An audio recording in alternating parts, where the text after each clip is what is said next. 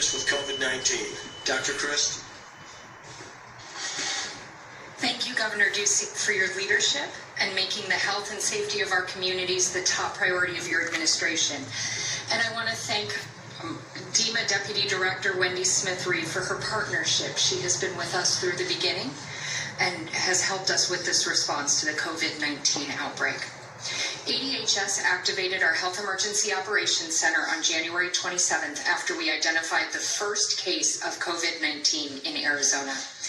My team at ADHS has been working nonstop in response to the outbreak to ensure we keep our communities and families safe. Since the start of the outbreak, we have been in constant communication with DEMA, and they have assisted with coordinating statewide resources to help other agencies and local partners respond to this outbreak. On March 11th, Governor Ducey declared a statewide emergency and issued an executive order to respond to the COVID-19 outbreak. With that emergency declaration, DEMA fully activated the State Emergency Operations Center. The State Emergency Operations Center and our Health Emergency Operations Centers have staff working together so we can coordinate this statewide response and ensure we're protecting our communities while having a minimal impact on Arizonans' daily lives as possible. I want to provide the latest information about the spread of COVID-19. To date, we have 27 cases. There are 11 cases in Maricopa County, 8 in Pinal, 1 in Graham, 2 in Navajo County, and 5 cases in Pima County. Arizona has community spread of COVID-19, and we are expecting more cases. Because of this, there is a heightened level of risk of COVID-19. Our goal is to mitigate the spread of the disease and lessen the impact on the people at the highest risk for serious complications. And people at the highest risk are older adults and people with underlying medical conditions like heart disease, diabetes, or lung disease. My team has been working tirelessly to ensure that Arizona complies with the new guidance provided by federal health officials this week. Federal officials are now advising the following. If someone in your family has tested positive for COVID-19, keep the entire household at home and contact your medical provider. We strongly recommend that dining establishments in areas of known community spread discourage dine-in traffic and instead provide curbside pickup or drive-through service. Do not visit nursing homes or retirement or long-term care facilities unless it's to provide critical assistance. Employers should develop protocols to work from home when possible.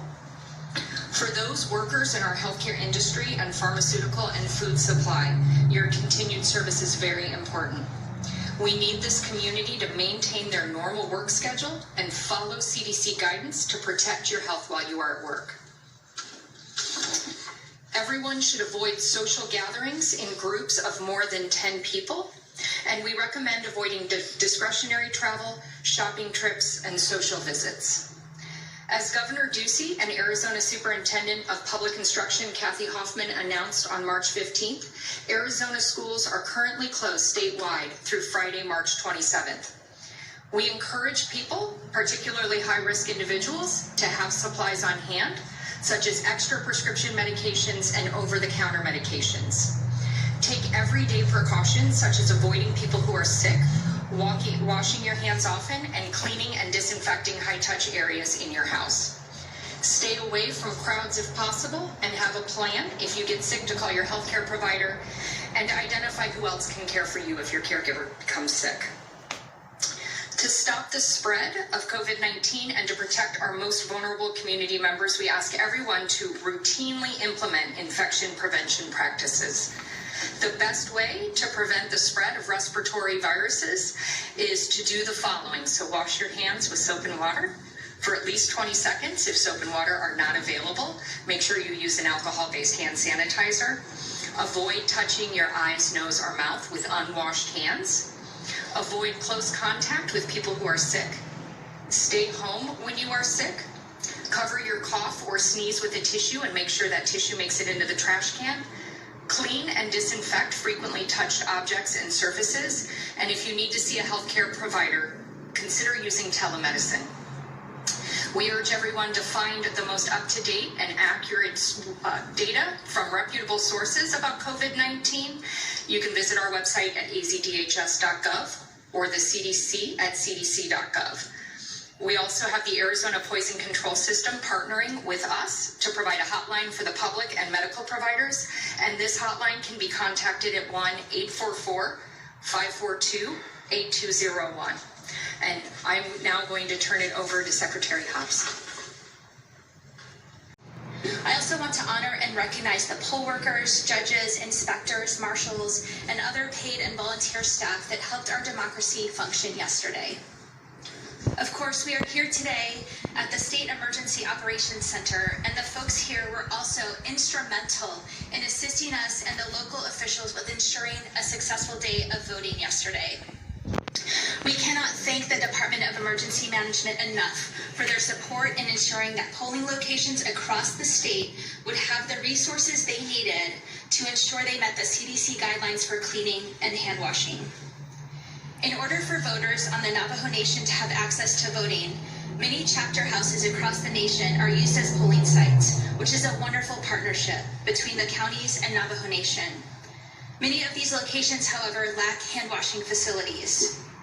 So Wendy Smith-Reeve connected us to one of the state's vendors, 310 Dust Control, and they jumped into action. To say they were fantastic is an understatement, and I especially have to recognize James Cantelmi individually. After spending the day Monday rounding up remote hand washing stations, throughout the night Monday night, 3 teams of trucks and crews delivered 40 hand washing stations to chapter houses across the 3 counties of the Navajo Nation in time for the polls to open on Tuesday. Additionally, when other vendors that James works with heard what he was doing, they offered supplies of Purell pumping stations for 50 of Maricopa County's highest traffic polling sites.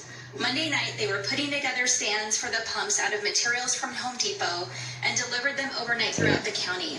Thank you so much, 310 Dust Control and the others who pitched in to help. On top of that, when I got word that another county had a shortage of cleaning supplies for their polling locations on Tuesday morning as the polls opened, Wendy connected our staff to emergency management for that county. And within 2 hours of polls opening, County Emergency Management was deploying cleaning supplies to the over 50 stations in that county. So when I say that DEMA and their resources came through, they came through in a big way, and I'm so thankful for your efforts. The counties are thankful, and you should all know you helped ensure that democracy won the day. I also want to mention that the Secretary of State's office has diverse responsibilities, which include the Business Services Division. My office assists small businesses throughout the state with trademarks and trade names, UCCs, partnerships, notary certifications, and more. My office has been working to continue to meet the needs of Arizona's small business community, and so we welcome the efforts to provide relief to this group that is being so impacted by this pandemic. We hope that the public will support our efforts to keep our staff safe and healthy, and will utilize the availability of services on our website at azsos.gov/business. These are unprecedented times, and we are rising to the challenge united in our desire to protect all Arizonans' health and safety. I encourage all Arizonans to heed the advice of experts. Stay home as much as possible. Use social distancing and wash your hands and surfaces frequently. Now is the time to recognize our interconnectedness and how we all have a responsibility for one another. I know I will be holding all Arizonans in my thoughts as we all continue to navigate this pandemic. Thank you.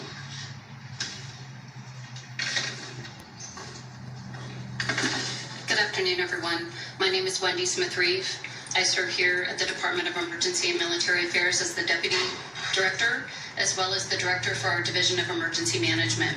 First, I want to thank Governor Ducey, Dr. Kara Christ, Major General Michael T. McGuire for their leadership and support.